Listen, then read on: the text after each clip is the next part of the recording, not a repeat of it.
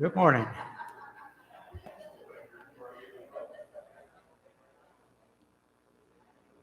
Ready to get back into Hebrews 11. See how far we can proceed this morning.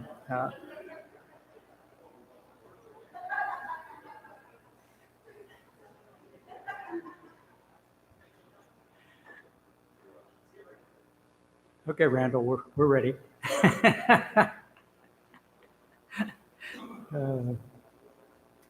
Okay, now that we have everyone's attention, we're going to pick up kind of where we left off the last time, Hebrews 11. Yeah, we'd gotten down through Joseph and his mention of the Exodus and directions concerning his burial. So we'll begin at verse 23 with Moses. By faith, Moses, when he was born, was hid for 3 months by his parents because they saw that the child was beautiful, and they were not afraid of the king's edict. By faith, Moses, when he was grown up, refused to be called the son of Pharaoh's daughter, choosing rather to share ill treatment with the people of God than to enjoy the fleeting pleasures of sin. He considered abuse suffered for the Christ greater wealth than the treasures of Egypt, for he looked to the reward. By faith he left Egypt, not being afraid of the anger of the king, for he endured as seeing him who is invisible. By faith he kept the Passover and sprinkled the blood, so that the destroyer of the firstborn might not touch them. Okay. So how did Moses' parents show their faith?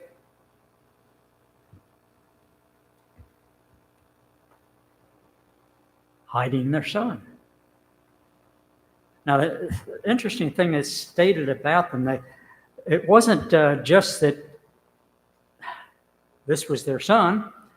I mean, they had an older daughter, but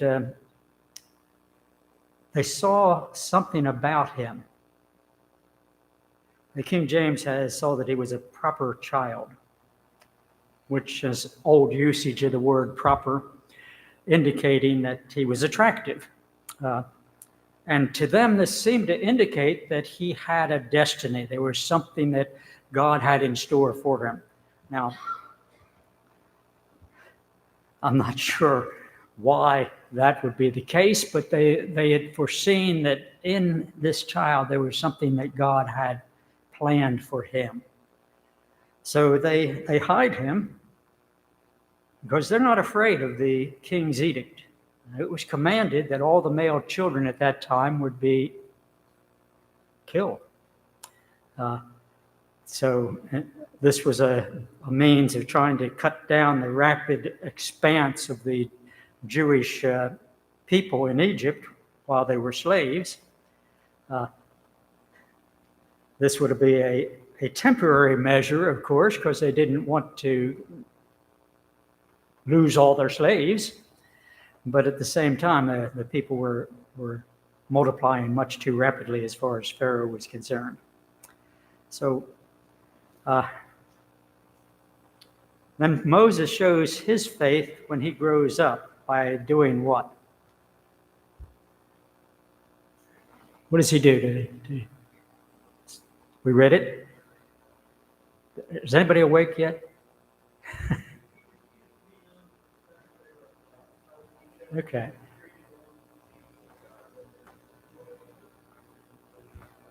First of all, you look at what he gave up.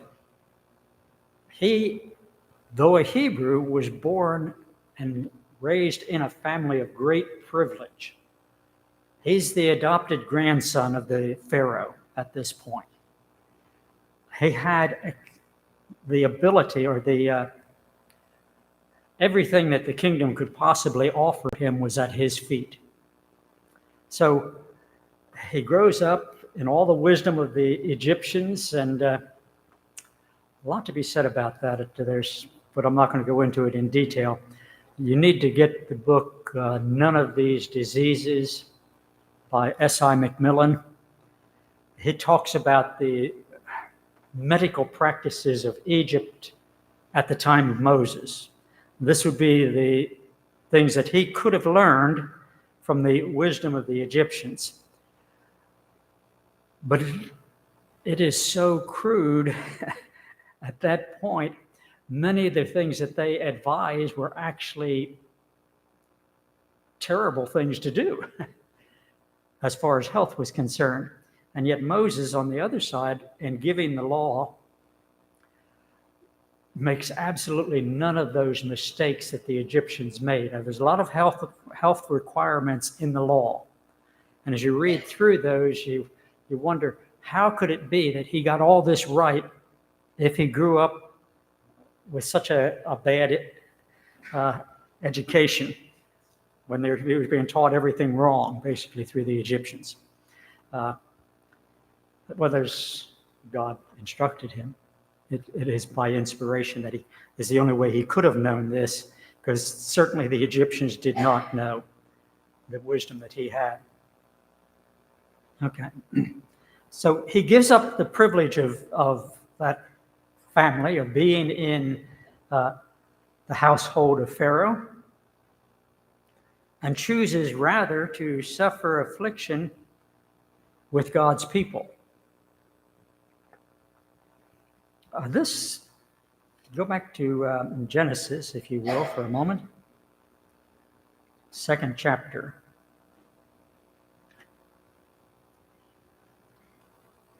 Because here's where his choice really becomes evident.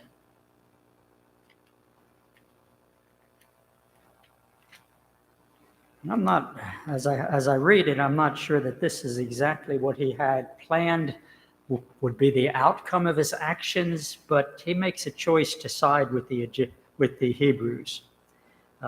Chapter 2 of Exodus, and beginning at verse 11. One day when Moses had grown up, we're at the right time frame, you say, he went out to his people and looked on their burdens. So he is compassionate here. And he sees an Egyptian beating a Hebrew, one of his people. Now, he'd been brought up by the daughter of Pharaoh. How did he know about his people? His mother. Well, he'd been separated from his mother, hadn't he? Not altogether. You see, part of the plan when the daughter of Pharaoh takes Moses out of the river, Miriam steps up. She's looking for a nursemaid because the daughter of Pharaoh doesn't want to nurse this child. She just wants to have a baby, So Miriam then gets Moses' mother to be his nursemaid. So a secret kept between them, I'm sure, that they didn't reveal to Pharaoh's daughter that this was the case. So he knew who his people were through his mother. And not only had he grown up in the wisdom of Egypt, but he knew the Lord God through his mother's influence. But he sees this Egyptian beating a Hebrew, and then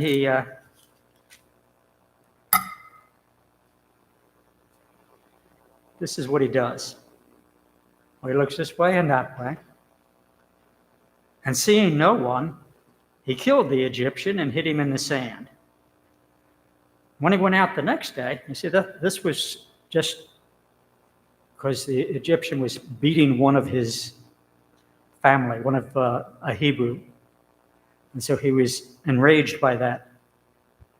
The next day he goes out and he sees two Hebrews arguing, fighting, struggling. And he said to the man who did the wrong, "Why do you strike your fellow?" And he answered, "Who made you a prince and judge over us? Do you mean to kill me as you killed the Egyptian?" Then Moses was afraid and thought, "Surely the thing is known." And when Pharaoh heard of it, he sought to kill Moses. But Moses fled from Pharaoh and stayed in the land of Midian. So there's how he gets out of Egypt, and later we see him coming back. But he flees for his life, being afraid of Pharaoh, because of his actions in killing the Egyptian had become known.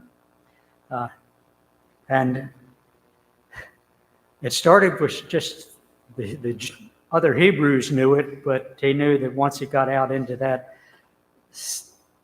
somebody else is going to hear. They're talking together while they're working.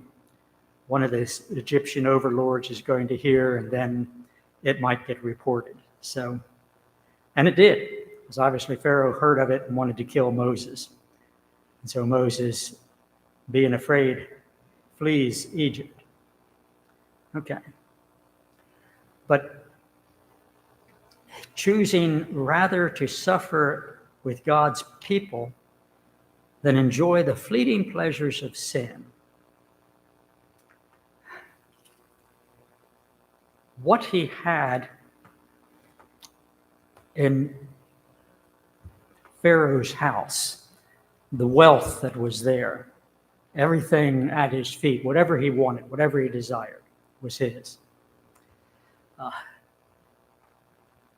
By siding with the Hebrews, he is rejecting all of that.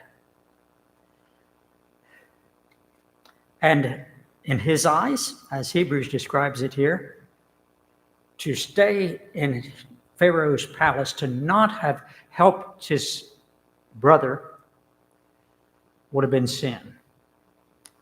And so he could have enjoyed everything that Pharaoh had to offer, but he chose rather to suffer affliction. At least that's the outcome of his actions. It wasn't immediate, but once it became known, he had to leave. Again, the Old Testament event is described in terms to encourage Christians to remain faithful to God regardless of the cost. You see how he expresses this here? He considered abuse suffered for the Christ greater wealth than the treasures of Egypt. You see, that's really describing what Moses did in terms of Christian faith. You see, giving up all the wealth of Egypt to suffer for Christ, for God's cause. For he looked to the reward. Now, he learned this at his mother's knees, that God has in store for his people a reward. This would have to be the implication. He did not learn it in the house of Pharaoh. So, greater wealth than all the treasures of Egypt.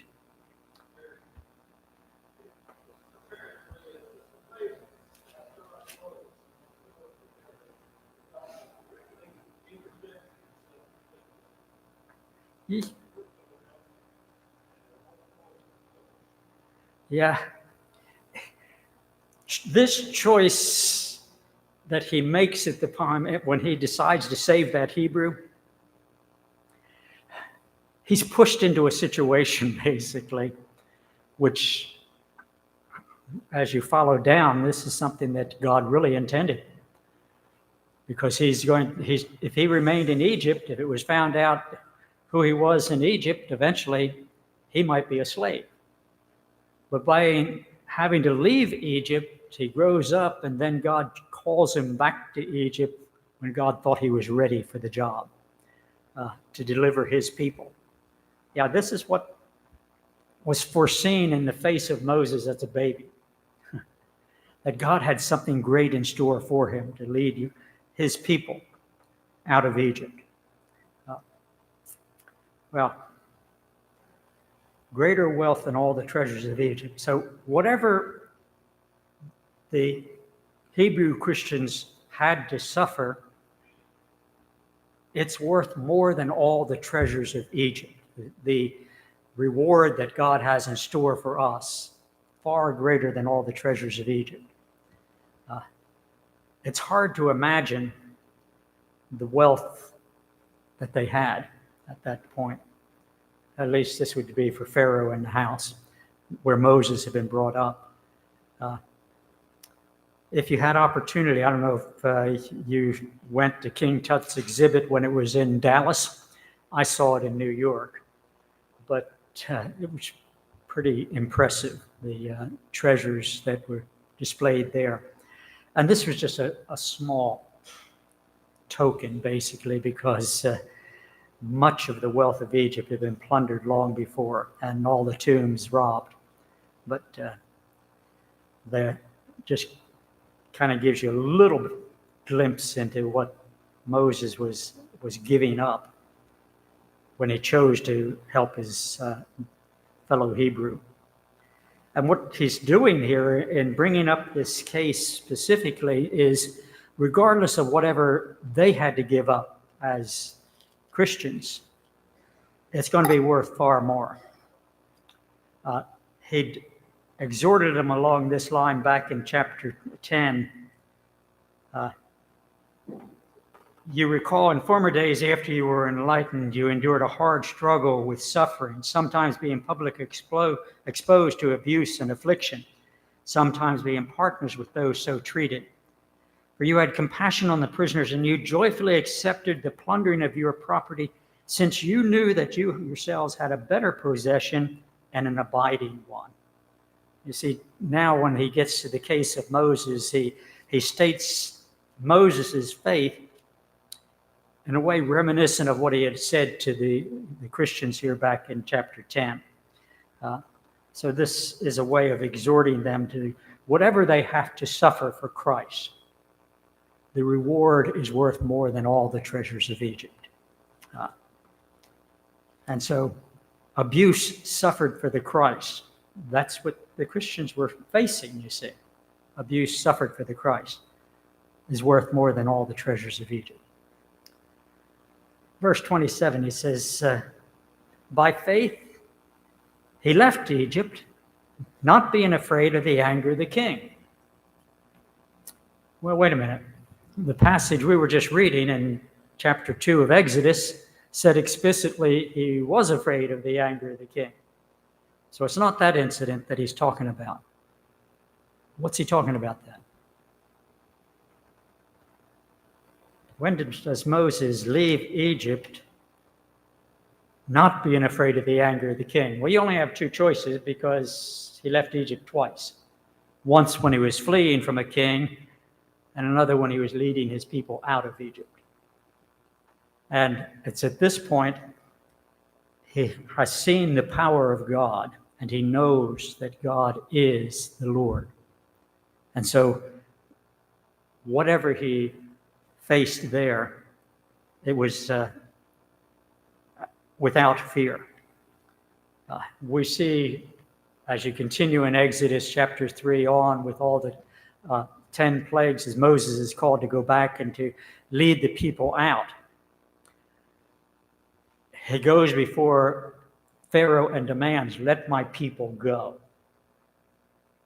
Well, who are you? And who is the Lord that I should let your people go? Well, we'll show you who he is, and then the plagues begin, and one after another, until it gets so heavy a burden on Pharaoh that he releases the people briefly, but then pulls them back. Moses is facing an angry Pharaoh when he returns each time. Things get a little bit worse, but he's not afraid any longer. He's going to lead all of Israel out of Egypt.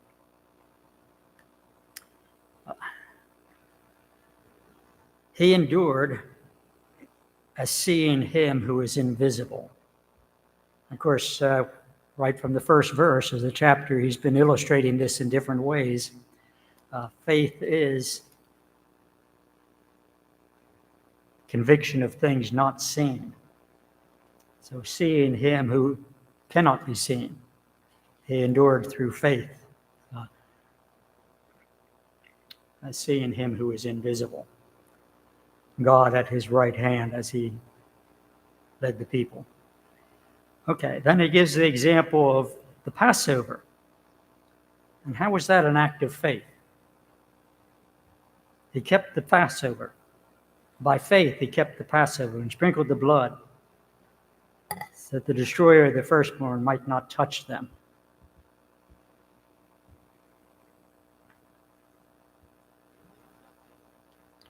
What do you see?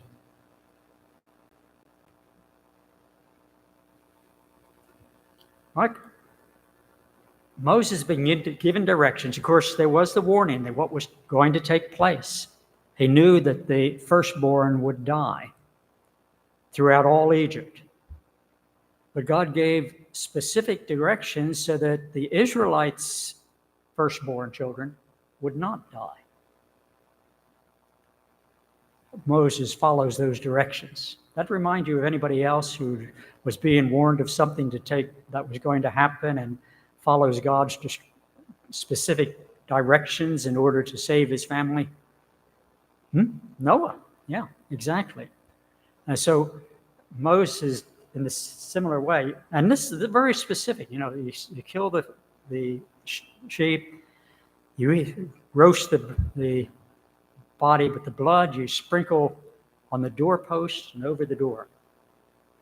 And when the death angel came, he would pass over those houses that had the blood on them. What would have happened if any of the Israelites failed to do what God had said and did not have the blood on the doorposts and over the door? Well, it doesn't tell us, but they were saved because they did it, because they did follow God's directions. By faith, Moses obeyed what God had instructed him to do. He and the people of Israel, all of those that obeyed, were spared from the destroyer, and their firstborn were not killed. But the Egyptians, who did not know God's directions, of course, their firstborn children were destroyed. Okay.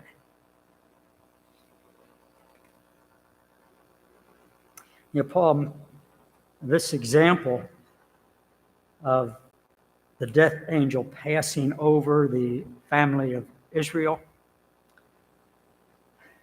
is foreshadowing how the blood of Christ would save us from the wrath of God. And Paul makes that specific connection in 1 Corinthians chapter 5 at verse 7. It says, Christ, our Passover lamb, has been sacrificed. And so here, the blood of Christ protects us from the wrath of God, from eternal destruction. Okay. I think that's as far as we had read. Verse 29, let's continue on. By faith, the people crossed the Red Sea as if on dry land, but the Egyptians, when they attempted to do the same, were drowned.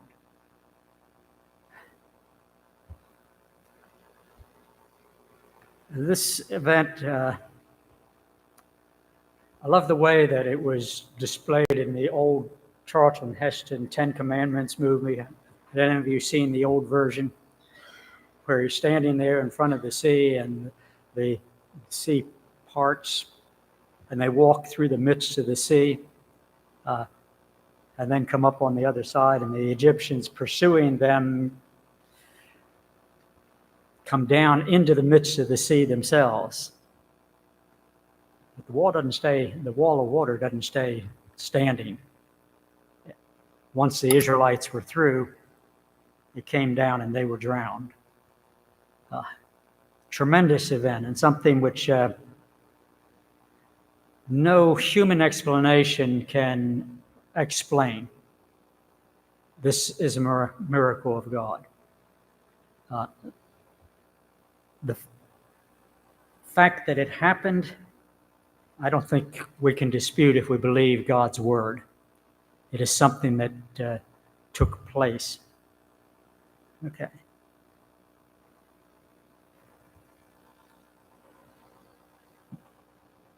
By faith, the walls of Jericho fell after they'd been encircled for 7 days.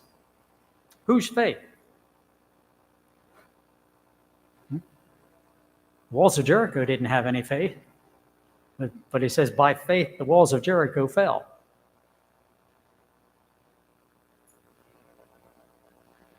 Obviously, this is the faith of the people of Israel, that they had followed God's directions that had been given to them explicitly. Joshua chapter 6 gives the whole account of how they were going to conquer Jericho. Now, Jericho was a fortified city, tall walls surrounding it. From its look, it would have looked impossible to get in unless you're let in. But the walls fell down. Now, actually, this is one place where archaeology has shown exactly what the scriptures describe.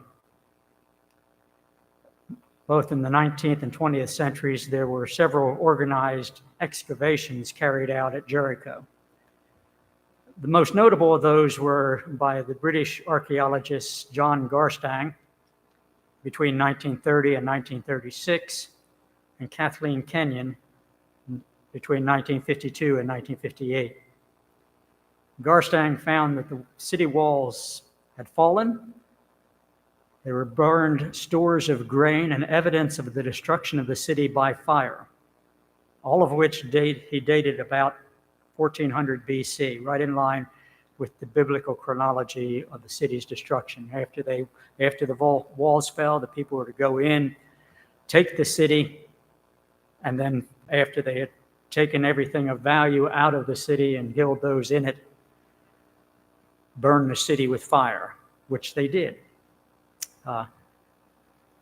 What Kenyon and Garstang and other excavations have found at Jericho correlates precisely with the account given in the book of Joshua. They found walls collapsed, not walls that were broken down, as though they had been battered from the outside, but that had fallen down. The walls had not fallen inward, as they would if somebody used a battering ram against the walls, but outward. Now, Jericho was built on a site that had been used for centuries, and so there was a mound built up. So it was situated on a small hill, you might say. Well, not too small. The city encompassed itself on the top of this hill about 9 acres. So the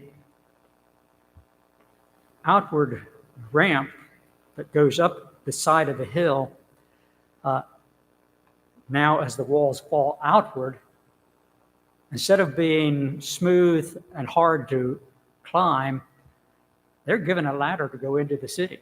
All these stones that have come down and have covered that and have made a ramp so that the Israelites could go, each man, straight before him, as the scripture describes. So the city, of course, also had been burned exactly as the Bible records. As Kathleen Kenyon noted, the destruction was complete. The walls and floors were blackened or reddened by fire. Every room was filled with fallen bricks, timbers, and household utensils. In most rooms, the fallen debris was heavily burnt. But the collapse of the walls of the eastern room seemed to have taken place before they were affected by fire. There was no scorching on those walls that she found. And this is the side of the city that she excavated, was on the eastern side. Why she noticed that in those rooms that were right next to the eastern wall, there was no scorching or no destruction or smoke or anything on them. So it must have taken place before the fire. And then the city was burned afterwards, exactly as the scripture describes. So everything that they have found has pretty well confirmed what scripture says about that event.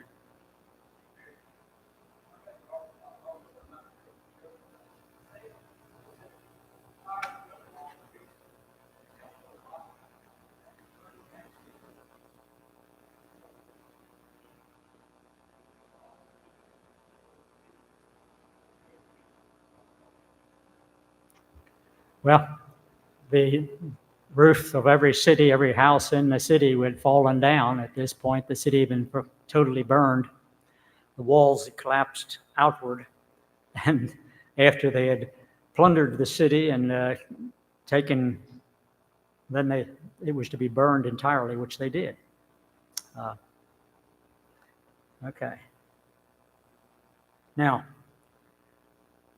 there was one person who didn't die in the collapse of the city, Rahab. Now, her house was built into the wall of the city. I think we need to go back and look at Joshua. We're going to go back to the second chapter before the actual fall of Jericho, when the spies go there, because it gives us a couple statements about where her house was located. Okay. That's it. Joshua sent 2 spies into Jericho to spy it out. They came to the house of Rahab, a harlot, and they stayed there. The king finds out that some men have come, and he comes to Rahab and says, "Bring out the men that have come to you, who entered your house, for they have come to search out all the land."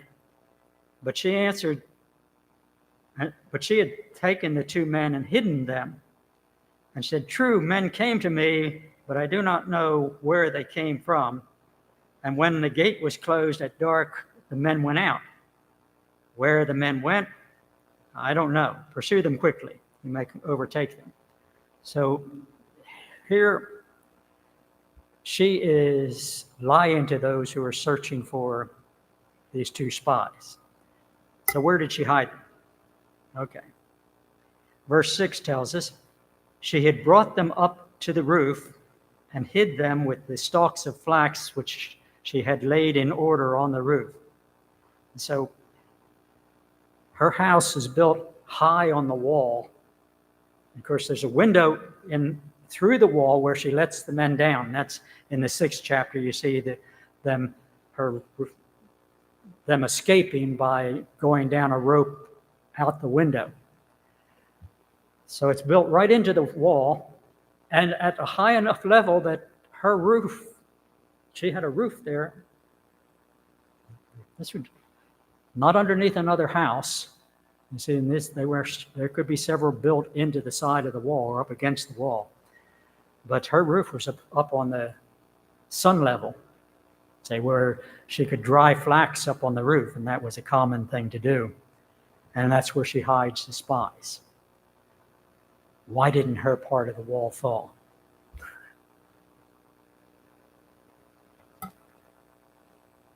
The spies made a promise to her, and God fulfilled that promise. Yeah, verse 15, it says, she let them down by a rope through the window, for her house was built into the city wall, so that she dwelt in the wall. And she sends them off in that way. Well,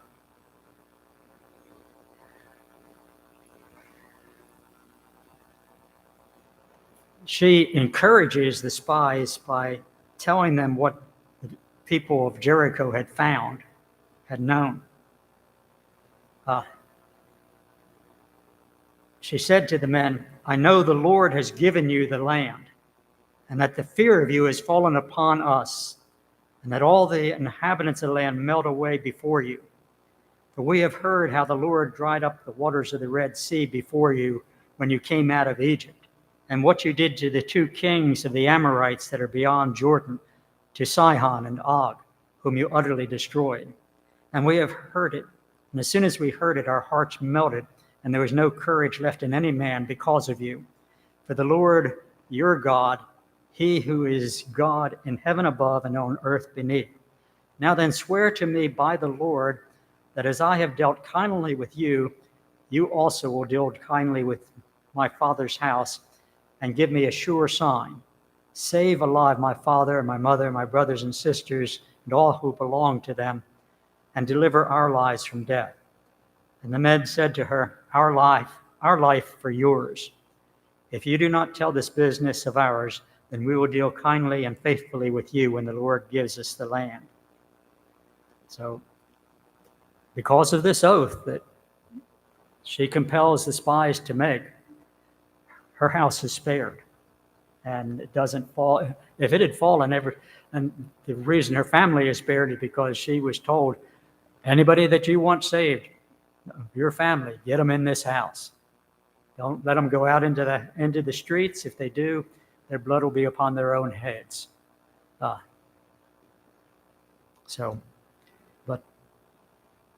promised to be delivered in that.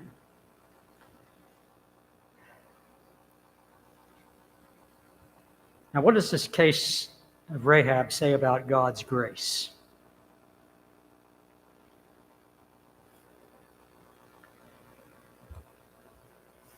Isn't it strange, the people God chooses to save his people?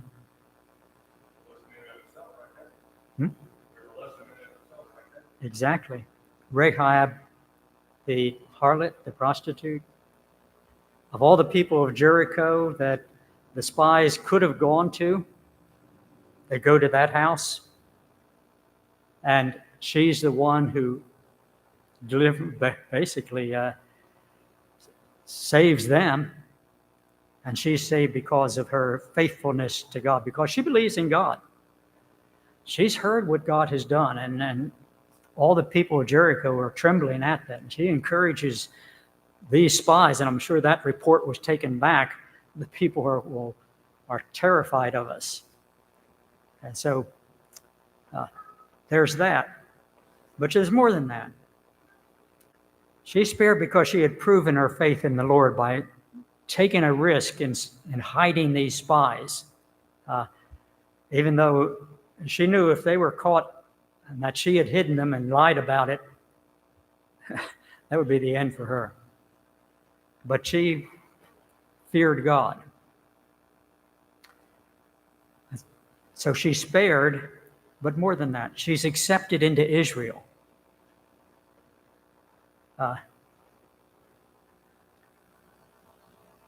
She is, you look at the genealogy, she is the great-great-grandmother of David the king. Matthew chapter 1, verse 5, it gives the genealogy, and then you have Rahab listed there among those. There are 4 women mentioned in that genealogy, and Rahab being one of them who had delivered these spies. In verse 32, he says, time would fail me to tell of, and then he talks of a number of different heroes of faith. This is one of those indications that I find in the book of Hebrews that seems like this message was first delivered orally, that it may have been a sermon that he gave. And then he writes it down, and there's some notes at the end of the book that indicate that it would be given to someone else, as a letter. The book doesn't start like a letter, though. It just starts right off, and so he just adds some notes at the end. Time would fail me to speak of, well, would time fail him to write about some of these things? He could have included these examples had he wanted to write it out, but it makes me think that this is very possibly a message or a sermon that he had delivered and then wrote it down, maybe written it down already beforehand, and then sent it out to other people since they'd heard of this message, wanted to hear more, learn more about it. Time would fail me to speak of Gideon. And these men of faith that are listed here, not because they're perfect, but because they trusted God and did what God commanded. In many cases, the people that you find in this list even are flawed. We meet Gideon, whom the angel describes as you mighty man of valor, first time we find him in Judges chapter 6, he's down in a wine press beating out wheat because he's too afraid to go up on the hilltop where it could catch a breeze and the chaff would blow away. That would be the normal thing to do. But he was afraid that the Midianites would come and take everything he had done. So he's hiding, working, trying to thresh out the wheat in the wine, down in the wine press. And then Gideon uses the fleece to kind of test to see whether or not God is really with him. How strong was his faith? The angel told him, go, but here he's uses the fleece. Says, okay, God, if you're really going to deliver the Midianites into my hand, then make the fleece wet and the ground around it dry. Well, that happens. He wrings out a whole bowl full of water out of the fleece. That should have settled it, right? But then he says, no, let's try this again. This time, I want the fleece dry and the ground wet. And it happens that way. So finally, he's ready to go. And it looks like I'm ready to go also. So we'll have to stop and come back to some of these men who act out of faith. Gideon gathers a large army, 32,000 men, but he delivers Israel with 300 because God didn't want him to use that many.